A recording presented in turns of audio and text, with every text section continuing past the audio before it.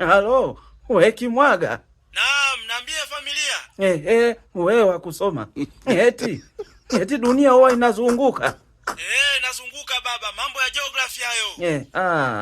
Sasa kama ni hivyo, mbona sijawahi kuamkia Ulaya? Mawapi huko Marekani manini?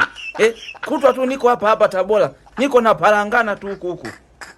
Kaka, dunia sawa inazunguka, lakini si wewe unavyofikiria wewe. Dunia sinazunguka. Dunia ndio inazunguka, lakini sio wewe. Sio mimi tena. Kwani mimi niko wapi? Upo duniani. Haya, dunia umesema inafanyaje? Inazunguka.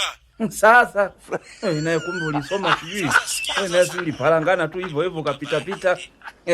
Kwa nini sasa niko hapa kama dunia inazunguka? Nisikilize.